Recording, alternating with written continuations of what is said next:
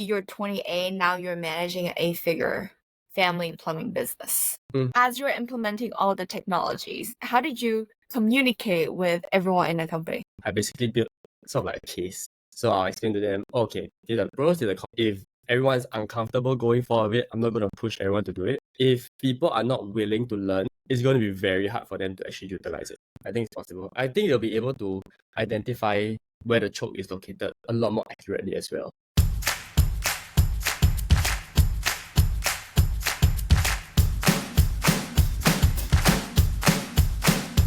Welcome back to the Service Spin Show, guys. Today I have Justin from Envirovision.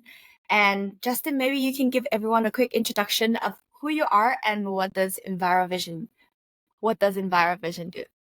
Okay, so firstly, thanks for having me on the show. Envirovision is a local plumbing company. So we've been around for this is our 11th year.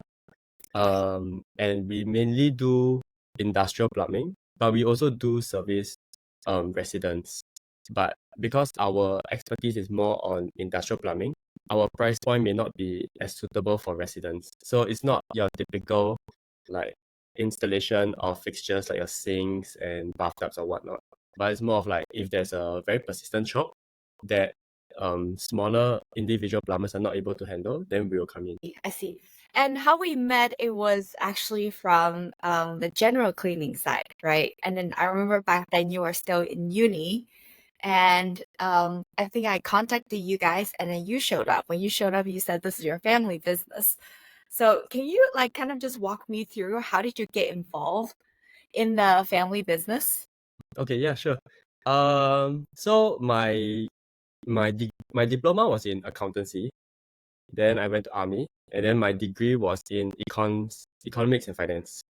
Right. So because I was studying in a private uni, so it was not as there were a lot of pockets of empty time, right? So I could basically find a part-time job. So that was the time that my mom, I think it was during that period, she mentioned that her current administrator, who was a Malaysian, wanted to go and further her studies. So they have sort of like that slot. And then she was thinking, oh, since you have an accountancy background, bookkeeping shouldn't be an issue. Which I was like, yeah, it's not an issue. So I decided to have them part-time while I was studying. So that was also the period when COVID hit. So all my lectures were suddenly online. So it made even more sense. I could just basically attend my lectures from the office. Yeah. So after that, my degree was for about 18 months. Then after that, she just started piling more and more things like responsibilities and work. And I just been stuck there until now. I see, I see. And how does it feel like when all of your friends, if you study accounting, that means all your friends probably end up in a big four accounting job or one of those like accounting firms, right? How Yeah. do you kind of explain it to your friend? Guys, I'm gonna help my family business. I'm gonna be, in the plumbing industry. Right. So I have this clique in poly. So there's four of us. And after graduation, all of them went into I think yeah, they basically went into some into Big Four, some into other financial companies. And then so usually we meet up once a year. And during the meetups, when they start to talk about work, I do feel that disconnect sometimes because they start throwing out terms like really corporate jargon. And I'm like, because my work is really, in a sense, entry level. It's Yeah. more of like really how to manage the business as a whole, not so much like um the the small nuances that they learn while they're while they're working. So like some of them have been moving from audit to merger and acquisitions. Some of them went into corporate finance, and then I'm just there like, So when they start to rant about their experiences with auditors or like company politics, to me I can't really relate because my company politics is my parents and a few foreign workers, and then that's about it. Customer service has been a very, very vital point, and over time, when people like the service standard that we provide, then they'll recommend it to maybe their colleagues or their friends or whatever. So then people start contacting me privately. Like, oh, like I have this issue, can you help me? So then I start to have my own pool of customers that come to me directly. My dad has some of his older friends that contact him directly. Then mine is like whoever I've dealt with before, then they'll when they recommend, then they come to me. So yeah, so I've been just doing that. And what do you think, just thinking back, right, out of all the customers that you've dealt with, can you share like maybe one of the most difficult case that you've dealt with? If you don't have anything like that, then maybe we can share, maybe there's a time when you manage a team and then you realize, oh wow, that was difficult after you've done it. Okay. I think for difficult customers, it really depends on when they catch you.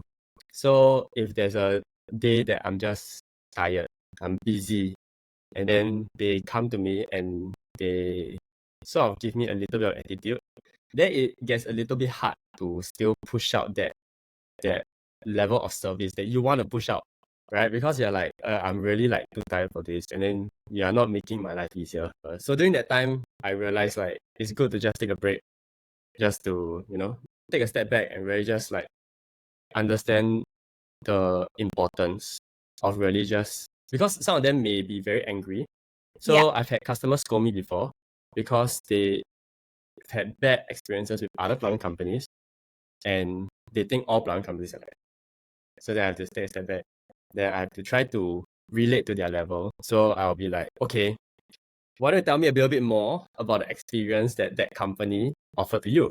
Like the equipment they did, the process from start to finish. Then they'll let me know. Then they'll just rent to me. And then Yeah. during the rent, you can actually tell what was the parts that actually triggered them. So then we work on that. So if like let's say they say, oh, like the people were late, everything. Then I was like, sure, no problem. I can get my guys to go down 15 minutes earlier, 30 minutes earlier, however early you want. Like as and when, like we'll try to make time for that. Like, oh, like they the people didn't understand what I was trying to say. I was like, okay, no worries. You can let me know, or if you need me, then I'll go down outside. And I'll be sort of like the middleman to translate you. So then after a while, they start to calm down. So I think customers tend to be a little bit more demanding, Yeah. especially to blue collar service workers like my guys. Yeah. Yeah, I think there's definitely a misperception to the for the industry, right? People think that okay, just because you're a plumber, you're a cleaner, they think you are lower than them. But actually, what they don't know is that good luck finding a good plumber on the market, right? There's Yeah. so many of them because the bar of entering the game is so low. So you see anyone who has a bit of fixed, this like hobby of fixing stuff, they might do it, but they don't have experience. They don't have the tools like what you have. Like last time you said like high pressure, like Mm. water jet, those kind of tools. I've never heard of it. How can, any mom and pop shop has this kind of things? And um the truth is that the service industry, yes, like maybe you think, okay, just because they're doing your cleaning or plumbing, so they should be treated less than anybody else, or you should like pay less just because of that. That's not true. I think the tables is going to turn as the manpower cost is increasing, right? And yeah, like if they ultimately they still need someone to go and fix the problem. That's true. On that price note, actually, it's quite funny because our prices are actually quite high Yeah, compared to the industry. yeah, So there'll be customers that sometimes they come to us and they'll be like, oh, why are your prices so high? So then I'll have to explain to them that, oh, we pay our workers well. There's a lot of other costs that come into it. But at the end yeah. of the day, I try not to really lower too much. And I'll just be like, this is the price to pay for us to come down, right? And I said, but I'm always here if you need advice, right? So advice is free. And I realize a lot of people, they tend to appreciate the transparency.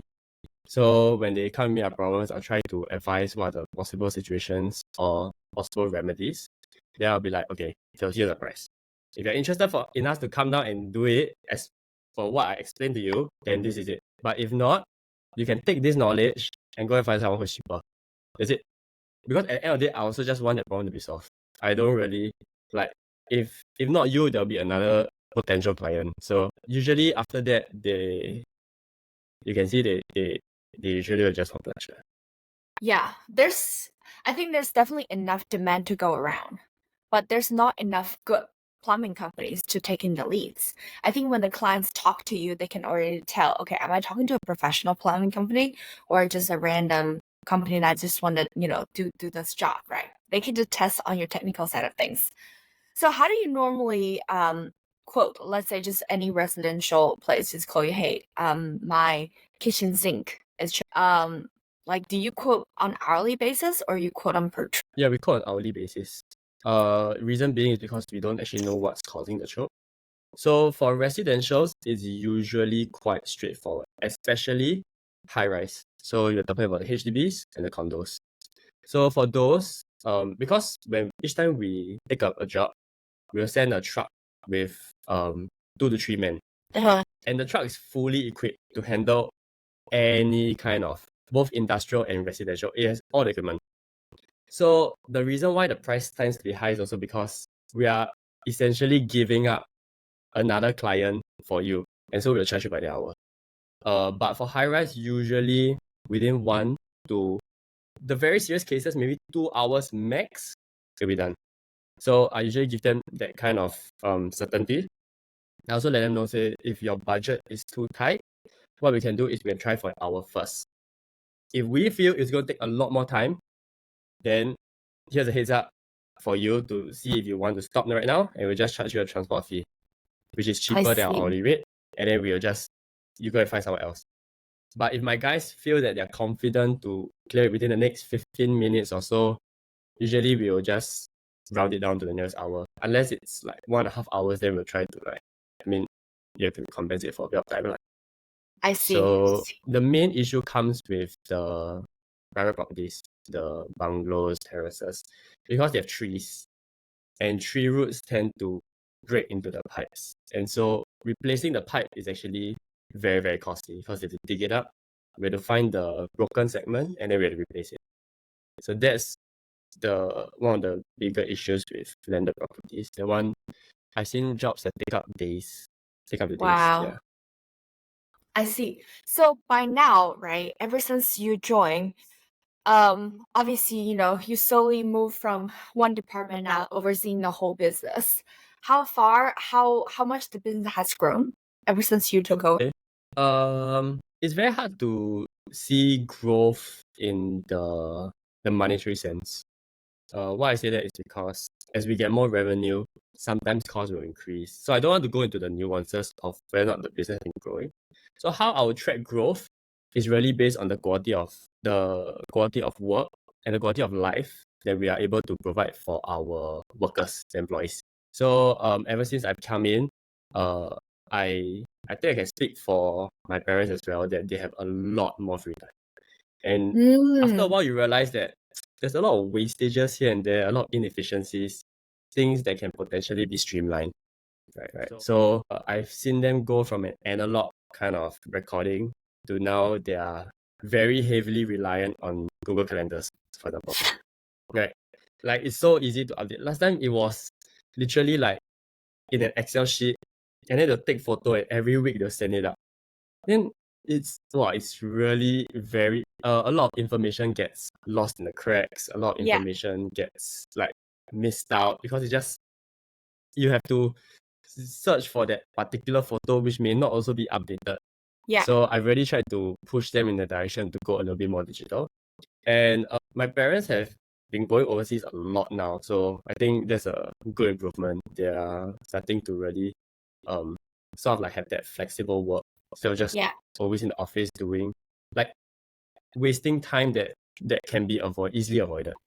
Doing repeatable tasks that can be automated, basically. Yes, and the repeatable task is time consuming. So that's the worst part. Yes. Yes, and then it's manual work, so people make mistakes. Yeah. Yeah, that's very interesting. This is the fun part of inheriting a business from, the older generation, right? So immediately you can implement new technology and you can see it improves efficiency. But what are the downside of, taking over a sizable business like this? What have you seen so far? What are the challenges that you've seen so far by taking over, your family business? Okay, so some of the challenges I feel would really be to maintain what has been built so far. So the one of my downsides I feel like, or one of my weaknesses would really be that everything I've learned has been taught to me internally, right? Because I haven't had a proper full-time job, and I've been in here since right after army, right after ORD. So this entire process, I've just been learning what they have been doing and trying to improve on it based on what I know. But Tailoring. I may not know what other companies are doing outside, and whether or not there are things outside that can benefit us. So that's the issue. Like, I'm just relying on my current knowledge instead of expanding my knowledge. So I have to talk to, sometimes when like my friends talk about work or whatever, then I try to pick up things, that other people maybe they're doing. Or if not, then I really just have to sort of learn or like read or try to figure out on my own if I want to improve. Because at the rate, I mean, the company probably won't die. It's quite stable. How we bring it to that next level is it really comes from the innovation. And me being quite young and with very little outside or prior work experience, it's very hard to innovate on that because I've never really seen it in action. Most of the things I have to read up or see online, like things that people are talking about, and then think about how that can implement for us. And if it can be implemented for us, then we'll have to take a gamble and see if it works. Yeah, Yeah. that's very interesting. So what are the things that you've implemented so far that did not work? We tried doing social media marketing. So we had an Instagram page and a Facebook page. Okay. But the downsides comes from the fact that we didn't have anyone who is capable enough to run it. So previously, we did engage an agency. So they helped us for, I think, 3 to 6 months. And then after that, when we wanted to renew, they said, oh, we have shortage of manpower, so they just dropped us. Then no one in the company is able to take on that because it requires a lot more time. We didn't have the time to hire like a marketing exec or anyone in the Yeah. company with prior marketing knowledge. And then it was a bit hard to find an agency outside. And then so if now you look at our social media, it's actually more than same. Right. So that's one of the downsides I feel. And also it comes with the when we look back at the numbers, we were like, do people actually come to us through social media? Like, is that even a proper channel?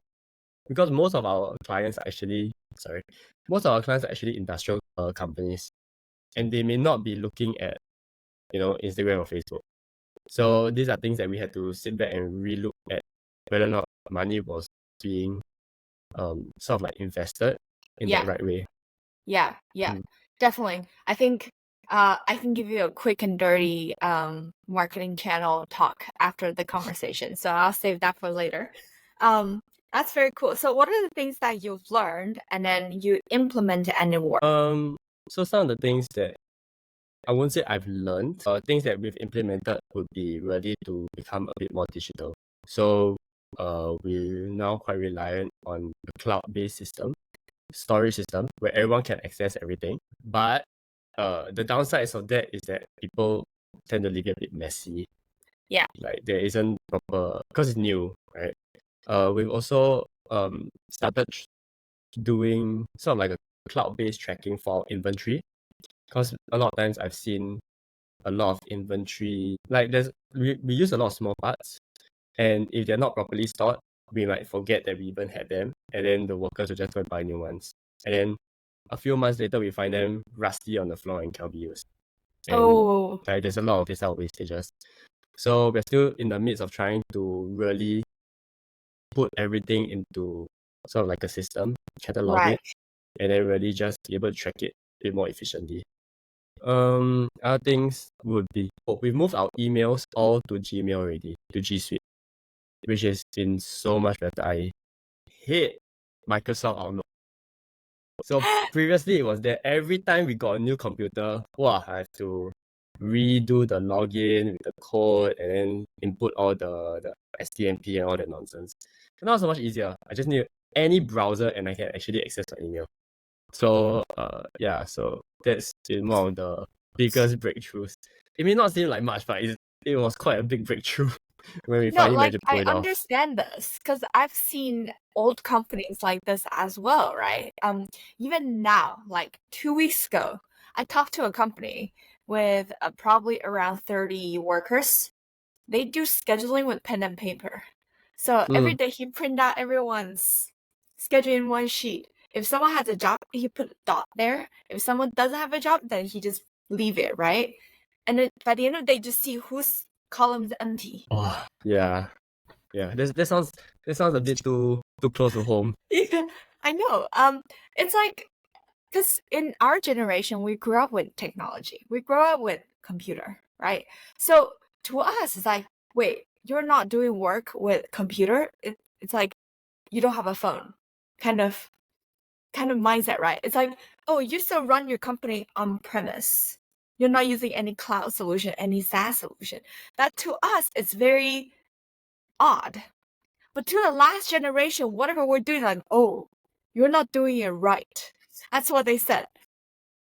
Has I wouldn't say like they would say that you're not doing it right. It's more of that they're comfortable doing that. yeah. And it's sort of like, if it's not broken, why bother to fix it? Why do I want to spend extra money every month to pay Google just to use their Google suite of services? Or why do I want to pay extra to, let's say, Dropbox?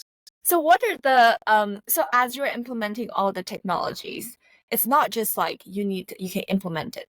I bet your parents will ask you, okay, if I pay Google this amount of money every single month, what's my return? How did you communicate with everyone in the company? Yeah, so I'll have to. So basically, what I do is when I feel like I want to implement something, I basically build sort of like a case. So I'll explain to them, okay, these are the pros, these are the cons. It's up to you to decide. At the end of the day, if everyone is uncomfortable going forward with it, I'm not going to push everyone to do it, especially because with technology or technological advances, if people are not willing to learn, it's going to be very hard for them to actually utilize it, right? Yeah. So most of the company is actually made up of foreign nationals who may not be as IT literate as Singaporeans.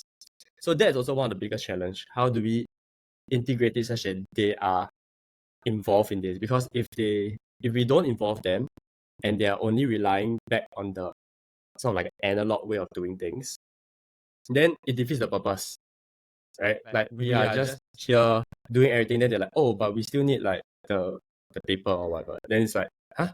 Then I have to spend extra time to go and still do that.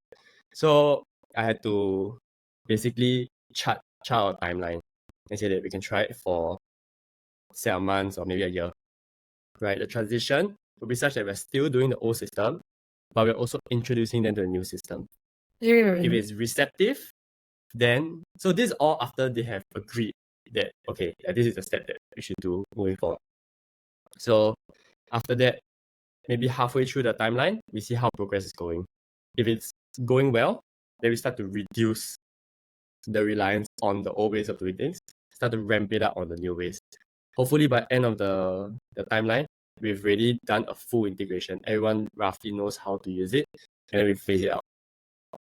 So that's what we've been trying to do. But I have to usually come to them with sort of like a list of like the pros, the cons, what we're doing now that is working, what can be improved, what other companies are probably doing, and this is like the perks and the whatever compared to the cost, how much man hours you're actually wasting doing like the old way of doing things compared to just paying a small fraction now so that you can do it a lot faster. I see. I see.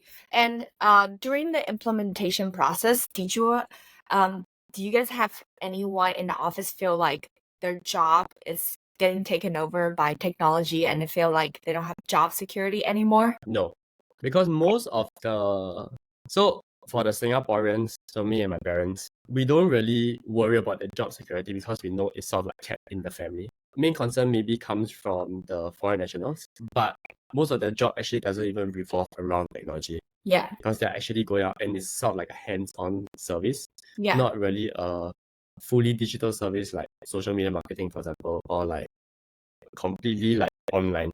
Yeah. So they know that their job security is still there, but it's how they have to really incorporate the technology side to help them with their work. Because at the end of the day, we are also not, I mean, we haven't reached a point whereby robots will come and clear your choke for you. But maybe when that day comes, then they can be worried about job security. I But for don't know that now, it will come. yeah. I think it's gonna So take a long time. I think it's possible actually. You think? I've been thinking, I think it's possible. I think they'll be able to identify where the choke is located a lot more accurately as well. I do feel like there is room for that in that space, in that sector.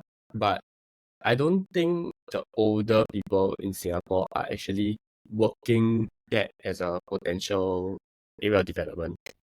And I've seen that they're all usually grey hair, right? So I'm like usually one of the youngest ones in the room, and there's not many like me. And they all have the same mindset. It's not broken. Like why bother to like put funding or research into this sort of thing? But I feel that there is this potential for development lah. But it'll come at the cost of the workers lah, definitely. But at the same time, you're in the best position to build something like this, right? Because you know how plumbing works. You go to jobs with these workers. You know how they identify issues, and then you know what's the fallback, for people, or what's the negative part when you use people to identify, okay, where is the choke. So I mean, that's a brilliant, robotic idea that you can get tons of funding. I'm pretty sure like the buildings were only gonna get taller and taller, right? Yeah. So then you need to identify which house is it, 21st floor or 35 35th floor or 120 floor, right? And then this technology, I feel like it's not just in Singapore, any metropolitan cities that has high rise.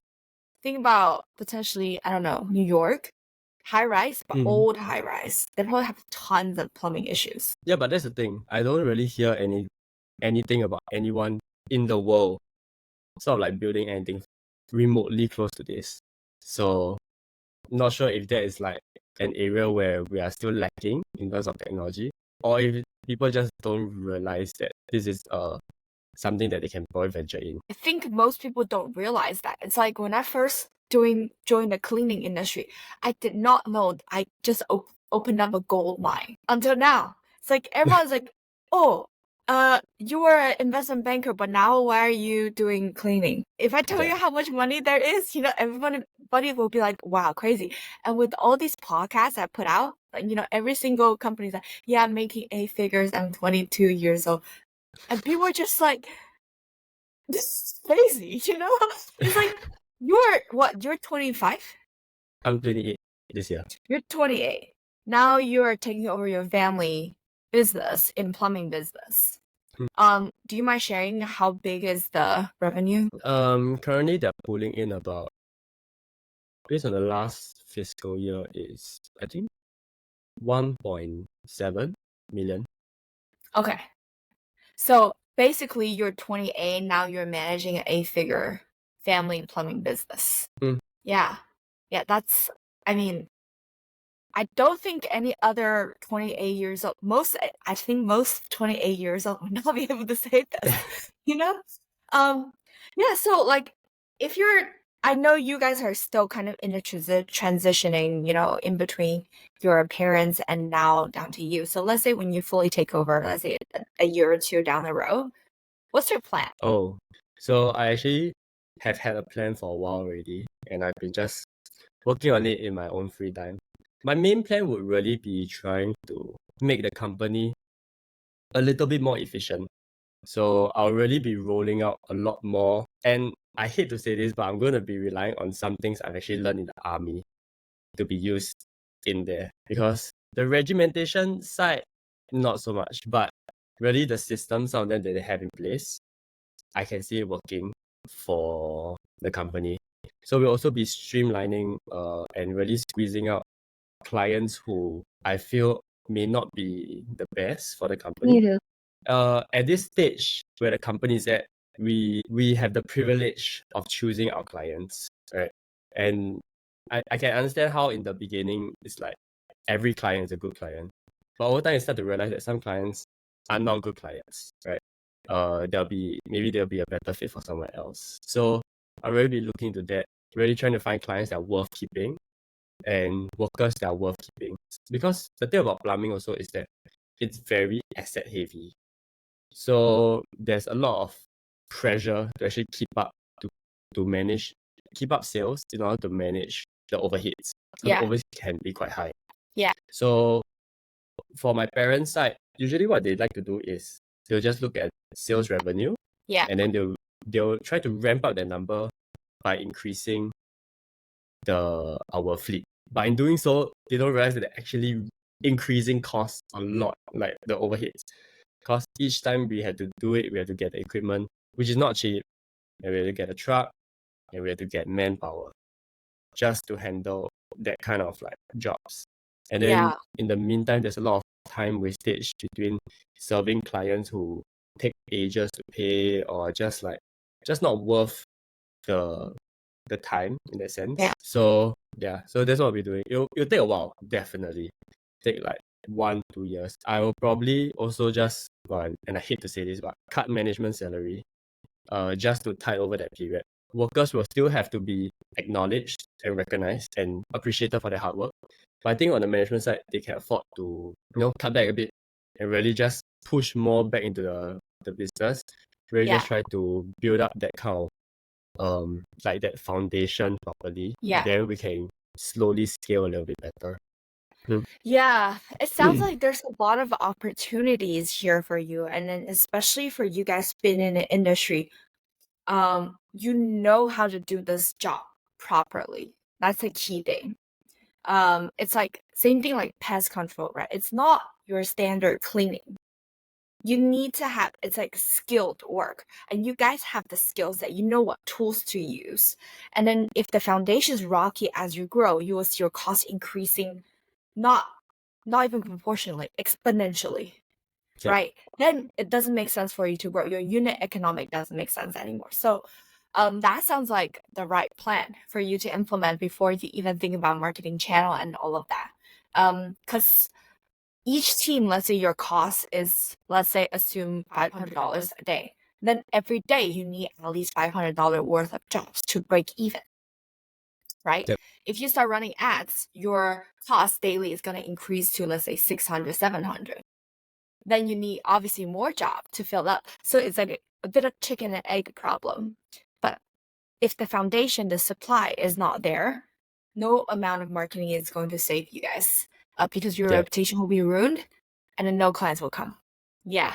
Yeah. So I do think there's a lot of potential in the industry. And then I honestly have not seen too many youngsters in plumbing. There are youngsters in cleaning. I have not seen many, like, educated in the plumbing industry and then know how to digitalize this industry. So I do think there's a huge opportunity for you, to be very honest. yeah. I've met a few other people from other plumbing companies. One of them is actually one of the friends I met in army. So his parents also actually run a plumbing company, bigger than ours actually. So that's the only one I know in my age group that's actually in this industry. But the rest are, I, I, yeah, I think it's because maybe there's the ick factor. Maybe it's not a very glamorous thing to go, but I Yeah, say like, oh, I'm a plumber. yeah, yeah. So what's your, if let's say you have a magic wand, that you can change one thing in the business tomorrow, what would you do? If I had a magic wand that could change one thing in my business, I think it would be really to change. Yeah, I think it would be change the equipment that the workers are able to handle first. Because right now they are really working with a lot of older things, things that tend to break down, things that affect their safety, to a certain extent. So we try our best to make their living conditions as well as possible. But if I could change one thing, it's really just to give them like that better equipment, better just better tools basically, like new. If I could change one thing, all our current assets new, brand new. I think that would be greatly appreciated. I think it really helps them in their work if I could do that one thing. Gotcha. And lastly, before we go, right, what are the things that you've seen it was working in your parents' generation, but it does not work anymore in the current generation? Well, things that were working in their generation. I think it's to a certain extent, I may say their work ethics. Right. Okay, so I don't really know how the outside market is now. And this is for me personally. But I don't feel like I had that kind of vigor that they may have had when they were first starting out. Like when they first start out, they were very willing to be like, boots on the ground, get their hands dirty and do the work. When first started, all of them were actually doing it. They didn't really have much foreign workers. So I feel like in today's generation, we tend to see how we can improve without actually doing it ourselves. For me personally, like if you tell me to start my own plumbing company, I wouldn't be the one going down, first of all, right? So I've had my dad who've had experience like opening an overhead pipe and having the sewage water just completely down on his head. And if you ask me, up to now, I haven't done that yet. And up to now, I would never want to be in that situation. I'll just be like, oh, never mind, I have workers to come do it. So I think in that aspect, I mean, I'm not trying to generalize everyone. I'm saying for myself, I tend to be a bit more in that comfort zone. Like, Yeah. I'm okay to step out of the comfort zone, but not to this extent, right? Especially when it comes to blue collar work. So that's something that I've seen that they really put their heart and passion to it. And to a certain extent, I can also see why that's why they don't really want to change anything. Because every time they change something, they are affected. Like they are in the midst of that change. Yeah. But when we change things, usually it's like, oh, how we benefit others, how we benefit systems, things that will not affect us physically, mentally too much. So that kind of never say die attitude, I feel, is something that is very good because of the old management, most of the workers actually who have been trained by the old management have that never say die attitude. So I've seen the workers of the old, like before I came in, and the workers that come in after I come in, and they were just learning from the sort of like the lao jiaos, the old supervisors. And you can see there's a very big difference in terms of work ethics and work attitude. Like the older folks, they really will be like, no, there must be other ways, and then they think out of the box how to solve it. But the newer ones tend to be a bit like, oh, if I can't solve it this way, then I guess it's a done deal. We can't do it. Then under that kind of guidance, so that's where the service quality also starts to drop, right? So these are things that is very important that I feel are keeping the business and our Alive. name, our reputation, alive, basically. So these are How? things that Yeah. mm, So if that's the case, how are you going to keep up with this kind of quality when the older generation retires? it'll be I have a sort of like a plan to sort of transfer that knowledge. Because right now all the older folks are really just going out and doing work.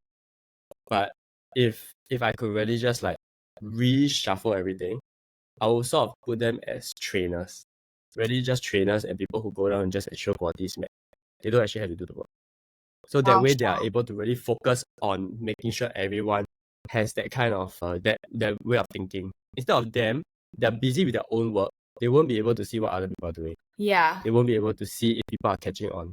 But Yeah. if they are over there on like a third person's perspective and be like, hey, these are things that you have to look out for, then at least the newer people can learn. Yeah, I see. Okay. Wow. I did not know, like, in your dad's, generation that, like, this kind of things will happen, but it makes sense, like, when you start the business, because in their generation, they probably start doing this for survival. Our Yep. generation, when you inherit the business, it's not survival anymore. It's like, how can I make this more efficient? How can I make more money out of this? How can I make sure our reputation is intact? These are the things that you think about. With them, it's like, I need to go and fix my client's pipe issue. Otherwise, tomorrow I can't bring rice on the table. You Yep. know, that's it's a very, very different mindset now. So it kind of makes sense.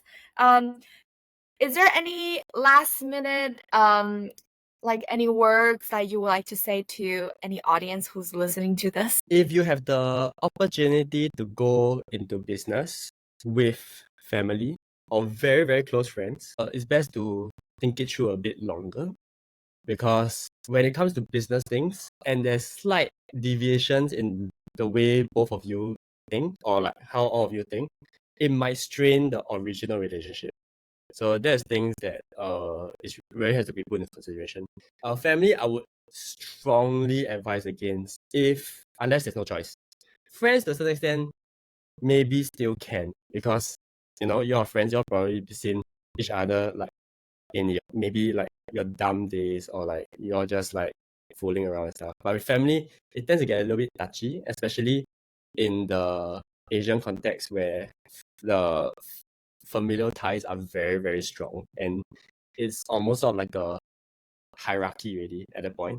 So then you might want to really just reconsider, and lines have to be set very clearly. Roles have to be set very clearly. You are not supposed to be overstepping each other's area of expertise or the things that you're supposed to be responsible with. I feel like the lines have to be drawn very, very clearly. If not, wow, you might end up straining a relationship. Do you have a good relationship with your family right now? It's been okay, mainly because I understand not to overstep, right? So initially there were the rocky parts, so that's why I'm giving this advice. But over time, I've learned to realize that not everything can be in my control, Yeah. and they also have to understand that not everything can be in their control, right? I was brought in to do a specific task or specific set of tasks. I will do them, but yeah, basically the roles and responsibilities have to be defined very, very clearly. Cool. Well, thank you so much, Justin. I think that was a very fun and interesting chat that we had. I hope whoever's listening to this, they found new business ideas, because I certainly did. Yeah, and I look forward to seeing Envirovision, getting even more digitalized, and then hopefully you can be the #1 plumbing company in Singapore. Thank you so much for having me here. Thank I really you. appreciate this chat actually. Most of the times, this type of thoughts, they tend to be just like, oh, like, but you really like put me on the platform really here to really think through and to verbalize, and there's quite a bit of power in doing so. So Mm. I just like thank you for the opportunity to be here.